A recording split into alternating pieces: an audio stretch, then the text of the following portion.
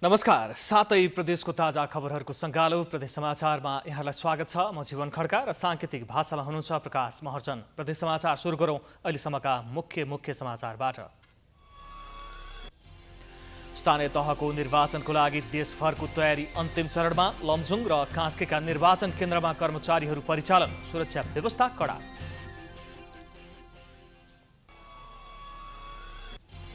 भारतीय सुरक्षाकर्मी लिएर भारतीय वायुसेनाको विमान भैरहवा विमानस्थलमा। भारतीय प्रधानमन्त्री नरेन्द्र मोदीको सुरक्षा व्यवस्था मिलाउन आएको जानकारी।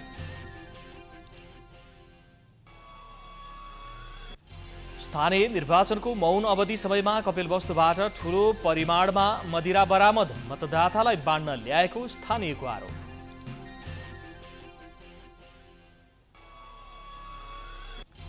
र दाङमा मुक्त कमैया र सुकुम्बासीका समस्या समाधान अनिश्चित।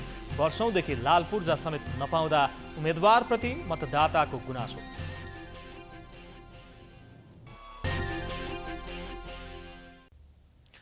आजको प्रदेश समाचार सुरु गरौँ। स्थानीय तहको निर्वाचन सम्पन्नका लागि लमजुङमा तयारी अन्तिम चरणमा पुगेको सम्बन्धी समाचारबाट। स्थानीय तहको निर्वाचन सम्पन्नका लागि लमजुङ तयारी अन्तिम चरणमा पुगेको छ। निर्वाचनका लागि स्थानीय तहहरूमा निर्वाचन सामग्री सहित कर्मचारी पुग्न थालेका छन्। लमजुङमा 895 जना कर्मचारी खटिएका छन्। यसअघि मुख्य निर्वाचन अधिकृत र निर्वाचन अधिकृतको कार्यालयमा खटिएका 72 जना कर्मचारी यसमा जोडिएका छैनन्।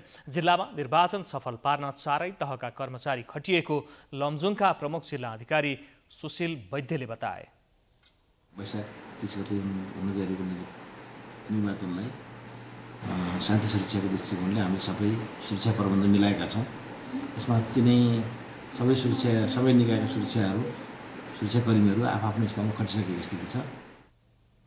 4 नगरपालिका र 4 गाउँपालिका रहेको लमजुङमा 123 मतदान स्थल र 182 मतदान केन्द्र रहेका छन्। मुख्य निर्वाचन अधिकृतको कार्यालयका अनुसार 182 जना मतदान अधिकृत र 182 जना नै सहायक मतदान अधिकृत खटिनेछन्। यसमा 349 जना सहयोगी कर्मचारी र 182 जना कार्यालय सहयोगी खटिने जिल्ला निर्वाचन कार्यालयले जनाएको छ।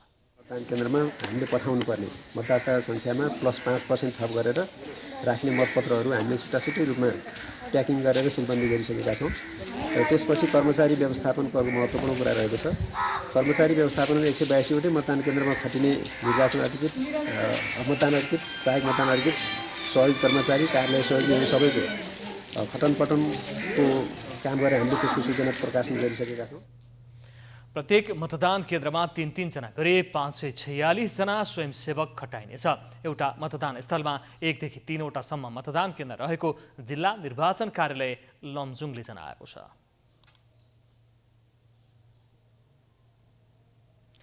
अब लागौं निर्वाचनको लागि कास्कीमा पनि तयारी अन्तिम चरणमा पुगेको सम्बन्धी प्रसङ्गतर्फ। स्थानीय निर्वाचनको लागि कास्कीमा पनि तयारी अन्तिम चरणमा पुगेको छ।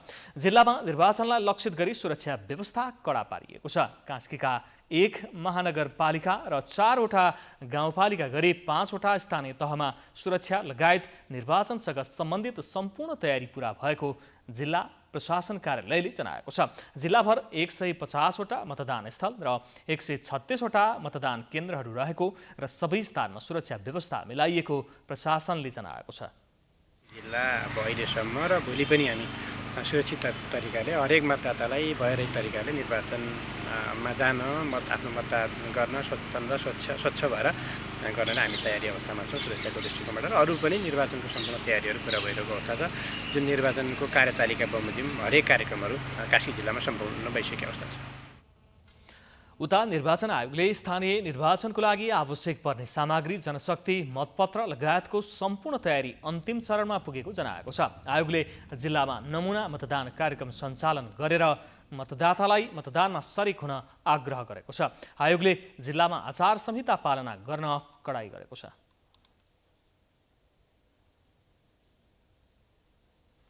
प्रदेश समाचारमा पालो भएको छ विश्रामको।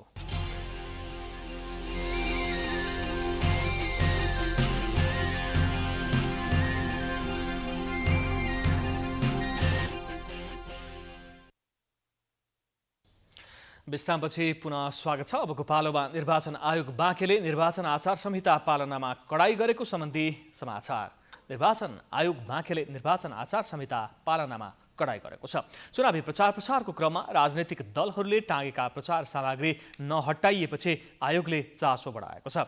दलहरूले नेपालगञ्ज बजार लगायत जानकी गाउँपालिका क्षेत्रमा अझै पनि विभिन्न पार्टीका झण्डा सार्वजनिक स्थानमा टाँगिएका प्रचार सामग्री नहटाइएको प्रति आयोगले आपत्ति जनाएको छ। आफूले टाँगेका प्रचार सामग्री हटाई आचार संहिता पालना गर्न दलहरूलाई आयोगले आह्वान गरेको छ। हामीले आज 8 गते हामीले अफिस खोलेपछि वैशाख 9 गते हामीले यहाँ सर्वदलीय बैठक राख्यौँ। बैठक राखिसकेपछि 12 बजेभित्र 10 गतेको 12 बजेभित्र तपाईँहरू आफूले राखेको के अरे त्यो तोरण अब त्यसपछि कपडाका चाहिँ तुल ब्यानरहरू आफै हटाउनुहोस्, त्यो तपाईँहरूकै सम्पत्ति हो भनेपछि 12 बजेसम्म हटेन। नहटेपछि हामी त्यसै दिनको 10 गतेको 4 बजेदेखि विभिन्न बजारमा भएका तोरणहरू चाहिँ हामीले प्रहरी प्रशासनको सहयोग लिएर हटायौँ। दलहरूले प्रचार सामग्री नहटाइएपछि प्रहरी प्रशासनको सहयोगमा आयोगले आफै हटाउन थालेको छ।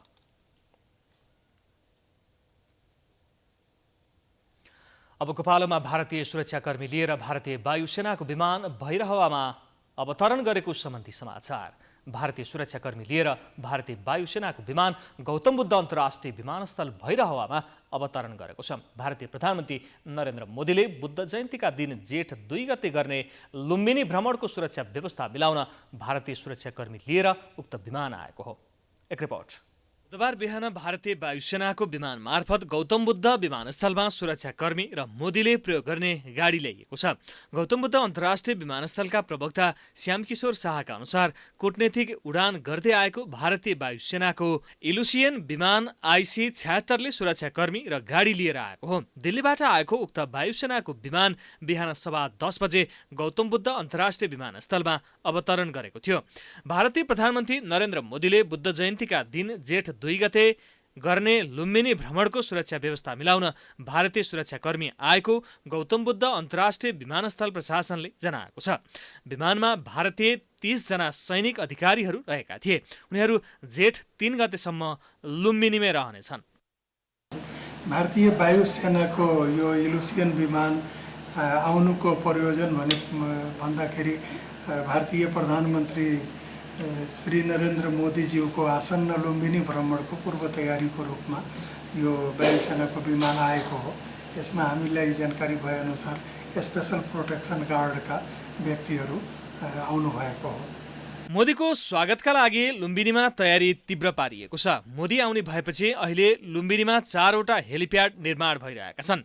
मोदी आउने जानकारीपछि स्वागतका लागि लुम्बिनी विकास कोषले आन्तरिक तयारी तीव्र पारेको छ। गौतम बुद्ध अन्तर्राष्ट्रिय विमानस्थल आगामी जेठ 2 गते उद्घाटन हुँदैछ। यस दिनदेखि यहाँबाट अन्तर्राष्ट्रिय व्यावसायिक उडान समेत हुनेछ। कुवेतको जजिरा एयरलाइन्सले यहाँबाट व्यावसायिक उडान गर्न अनुमति पाइसकेको छ। विमानस्थलका अनुसार जजिराले सोमबार, बुधबार र शुक्रबार उडान भर्नेछ। हामीले अन्तर्राष्ट्रिय फ्लाइट भनेको अनौपचारिक रूपमा यो डिप्लोमेटिक फ्लाइट भए पनि अन्तर्राष्ट्रिय उडान यहाँ भएको पहिलो उडानलाई भन्न सक्यौँ। हामी योभन्दा अगाडि वैशाख 15 गते हाम्रो डेमोन्स्ट्रेसन फ्लाइट भनेर नेपाल वायु सेवा निगमको एयरबस 330 जहाज आएको थियो र जेठ 2 गते बुद्ध पूर्णिमाको दिनबाट पहिलो व्यावसायिक उडान हुन गइराखेको छ। जजिरा एयरलाइन्सको विमानबाट व्यावसायिक उडान सुरु हुन गइराखेको छ र त्यो दिन यो विमानस्थलको औपचारिक उद्घाटन हुन गइराखेको। भ्रमणको तयारीका लागि लुम्बिनीमा आएका भारतका उच्च सुरक्षा अधिकारीहरूले विकास कोषसँग छलफल गरिसकेका छन्। नेपाली सेना, नेपाल प्रहरी, सशस्त्र प्रहरी लगायतले लुम्बिनी क्षेत्रको निगरानी बढाएका छन्। यसकै मुलुककै दोस्रो अन्तर्राष्ट्रिय विमानस्थलमा पहिलोपल्ट भारतीय वायुसेनाको विमान अवतरण समेत भएको छ। प्रदेश समाचारमा पुनः पालो भएको छ विश्रामको।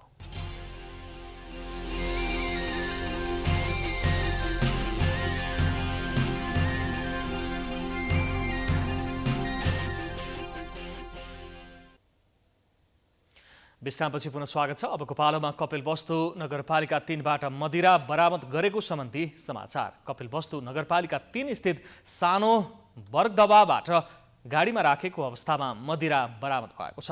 निर्वाचनको मौन अवधि सुरु भएको समयमा लु 1J2410 नम्बरको गाडीमा ठूलो मात्रामा मदिरा फेला परेको हो। मदिरा ल्याउँदै गरेको जानकारी पाएपछि स्थानीयले गाडी नियन्त्रणमा लिएका थिए। निर्वाचनको समयमा मतदातालाई मदिरा बाँड्न ल्याएको स्थानीयको आरोप छ। पैसा शराब इतना तगड़ा उभरत है, कनिए से हमरे पीछा करत करत हमरे भी तुरंत अंदर स्पॉट इनके वैन पकड़ा गया है। इनके ड्राइवर दूठू बाटे वाला भी कहीं नहीं प्रकाश गए हमन को पठाए हैं सुखरामपुर लक्ष्मीनगर बिरतवा बाटे के लिए। पूरा ई के नाते हम आप सबके आग्रह करे चाहे देने का कड़ा से कड़ा सजा दे पूरा सीडो साहब का अपने एसपी साहब को भी हम कहना चाहते हैं कड़ा से कड़ा आदेश दे। हाम्रो पूर्व वार्ड अध्यक्ष हुनुभएको थियो, उहाँको अझ रक्सी पक्राउ भएको छ। हामी आफै आफ्नै हातले पक्रेछौँ। इरफान अङ्कलले पनि हाम्रो धेरै साथ दिनुभयो, धेरै सहयोग गर्नुभयो। हामी रातिदेखि उहाँको माझरा हेरिरहेको थियौँ। गाडीमा करिब 20 कार्टुन मदिरा रहेको स्थानीयले बताएका छन्। नियन्त्रणमा लिएको मदिरा प्रहरीको जिम्मा लगाइएको छ।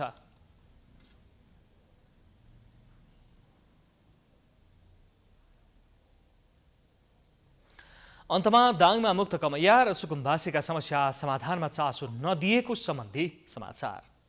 दाङमा मुक्त कमैया र सुकुम्बासीका समस्या समाधान अनिश्चित जस्तै बनेको छ।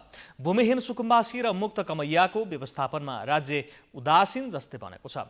हरेक पटकको निर्वाचनमा यिनै समुदाय उम्मेदवारको लागि भोट बैंक बन्ने गरेका छन्, तर आफ्नो जग्गाको लालपूर्जा समेत नपाउँदा उनीहरू निराश हुने गरेका छन्। एक रिपोर्ट। मुक्त कमैया र सुकुम्बासीहरूले उचित व्यवस्थापन हुने आशमा हरेक पटक उम्मेद्वारलाई भोट हाल्ने गर्छन् र जिताउँछन् पनि, तर तिनै उम्मेद्वार निर्वाचन जितेपछि भने देखा नपर्ने गरेको सुकुम्बासीहरूले गुनासो गरेका छन्। यसपटकको निर्वाचनमा पनि थुप्रै आश्वासन लिएर उम्मेद्वारहरू उक्त बस्तीमा पुगेका थिए, तर ती आश्वासन फेरि पनि पुरा नै हुने हुन् कि भन्ने त्रासमा सुकुम्बासी परिवारहरू रहेका छन्। 8 मईदेखि सोच्न पर्यो कि हामीले एक दिन धर्म गरेपछि वैकुण्ठमा बास हुन्छ भनेर भगवान जस्तै मन गराएर सोचिदिन पर्यो। त्यहाँहरू सोच्नुहुन्न, हामीले मात्रै सोच्छौँ। हामीले त राम्रो सोचेर जान्छौँ भोट हाल्न, त्यहाँहरू हाम्रो लागि सोच्नुहुन्न। हामीले त नेपालको नागरिक होइन जस्तै गराउनुहुन्छ। भोट माग्ने बेला मेरो हो मेरो भन्नुहुन्छ, त्यसपछि भोट जितिसकेपछि त केही पनि हेर्नुहुन्न। लामो समयदेखि जमिनदारको घरमा कमैयाको रूपमा काम गरिरहेकाहरू 2057 सालमा मुक्त भए। सरकारले कमैयाहरूलाई मुक्त घोषणा गर्यो र त्यो घोषणासँगै सरकारले प्रति परिवारलाई 5 कट्ठा जग्गा दिने उद्घोष पनि गरेको थियो। तर कति कमैयाले जग्गा पाए भने कतिले पाएनन्। नपाएकाहरू यसरी सरकारी जग्गा कब्जा गरेर 2061 सालदेखि बसोबास गर्दै आएका छन्, तर उनीहरूलाई व्यवस्थित गर्न सरकारको ध्यान जान सकेको छैन। 22 वर्ष कमलरी बसेको मान्छे हुँ। कमैया कमलरी बसेको हामीहरू पहिले त केही पनि थिएन। आजभोलि त्यही जग्गा छ र नाममा छैन, त्यही पनि अब के गर्ने। त्यही मजुरी गरेर खाने, यताउता अलिअलि मतलब व्यापार गरेर अलिअलि तरकारी सरकारी बेच्ने, त्यही गर्छौँ। हेर्नु सस्तो समस्या छ। हेर्नु कमसेकम जग्गा त नाममा गराइदिन पर्छ। सबैले भन्छन् प्रशासनको नाममा जग्गा कसरी नाममा गराउने, मिल्दैन भन्नुहुन्छ।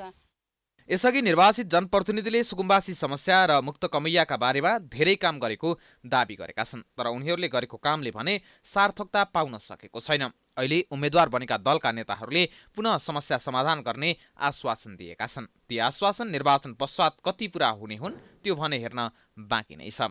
प्राइम टाइम्स टेलिभिजनका लागि दाङबाट सुमन केसीको रिपोर्ट।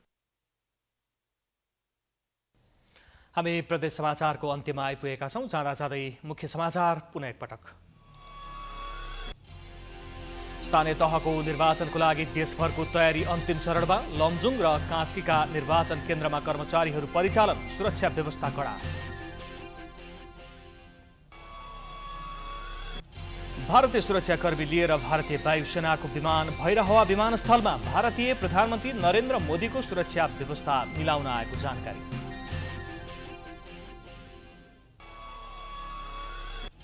स्थानीय निर्वाचनको मौन अवधि समयमा कपिलवस्तुबाट ठूलो परिमाणमा मदिरा बरामद। मतदातालाई बाँड्न ल्याएको स्थानीयको आरोप।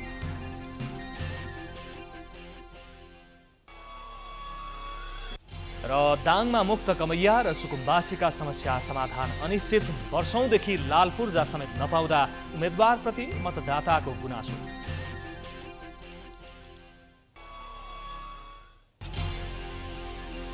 प्रदेश समाचार अहिलेलाई सकियो।